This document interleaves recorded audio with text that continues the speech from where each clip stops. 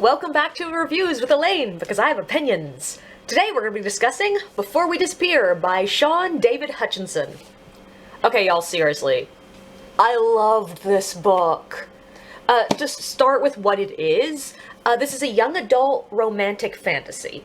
It's set in 1909, and it tells the story of two young men, Jack and Wilhelm. Jack is the assistant of a magician, the Enchantress. She took him in after his mother died when he was a child. They get hired on to perform at Seattle's World Fair. Wilhelm, on the other hand, is a captive of a man named Teddy, who kidnapped him when he was 4 years old. Teddy is a thief determined to get himself fame and fortune. Using Will, Teddy has achieved the fortune, but not the fame. Teddy decides to set himself up at the Seattle's World Fair as a magician as well, using Wilhelm as his assistant. But unlike Jack, who is a pickpocket, an expert at sleight of hand, a con artist, Wilhelm is actually magic. He can travel, teleport from one place to another, trade places with other things and people, and bring things to him. But when Jack and Will meet, they don't see each other as rivals. They see each other as first friends and soon something a bit more. Will wants Jack safely away from Teddy, who has killed in the past when someone got too close to Will, but Jack is determined to save Will. So I call this book romantic fantasy because, frankly, the romance is a much bigger part of the book than what I usually look for in a book. I still wouldn't call it a romance novel. The plot is still more driven by the fantasy than the romance. But there's a lot of romance. And I mean, I'm not averse to that. I love a good romantic subplot. I just don't tend to like it when it becomes the dominant plot. When romance is the major plot mover, it tends to necessitate the conflict be about the relationship, which tends to lead to plot points built around people who clearly belong together miscommunicating. And I hate that. My least favorite plot point in the world is when two characters are clearly falling in love, both want to be with the other, but then for some stupid reason, one can't tell the other something, and when it comes out, it looks like they'll end up breaking up over this. Yeah, I hate that. This book doesn't do that. There's a cat in my lap, he's causing problems. The problems that Will and Jack face are real problems. Their relationship is never the problem. They just have a relationship while problems happen. And their relationship is beautifully sweet. At some points it verges on almost saccharine sweet.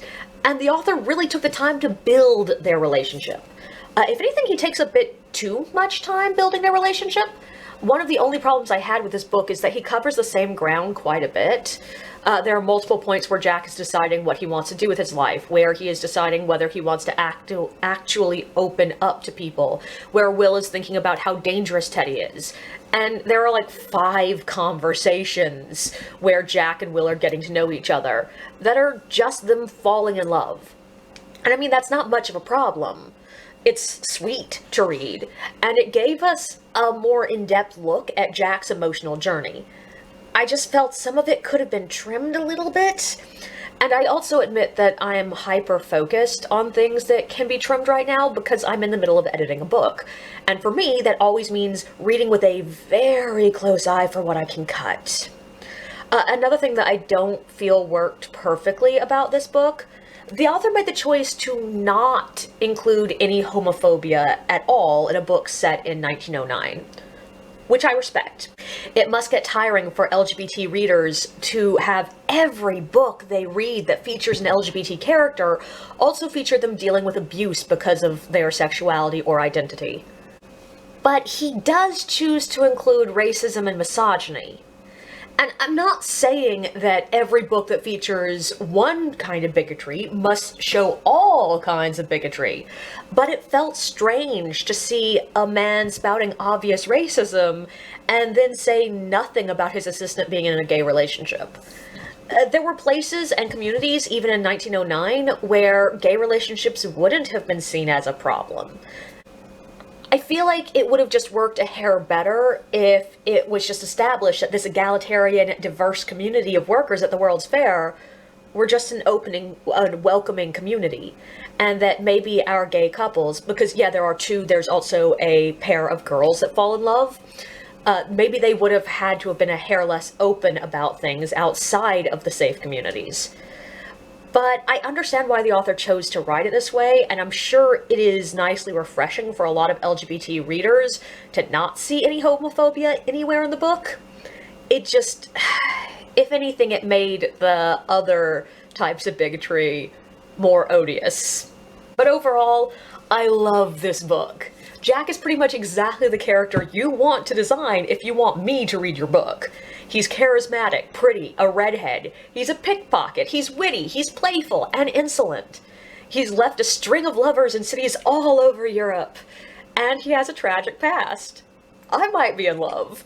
And Will is the kind of kind, optimistic, and pathetic sweetheart that is Jack's perfect foil.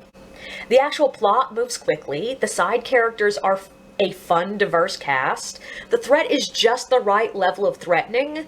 Like, I like it when books acknowledge that the threat can just be to these characters. It doesn't need to be destroying the world, and that can still be a serious threat. The setting is beautifully painted, though there are a few moments that it felt a little bit like the author was just showing off that he had done his homework and knows a lot about the Saddles World Fair, which, I mean, it's an interesting setting. I did enjoy learning about it.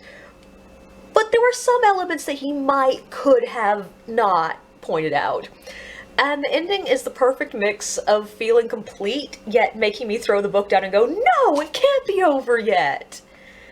Overall, this book made me squee. I loved every moment of reading it. And yeah, I would love to see more books like this.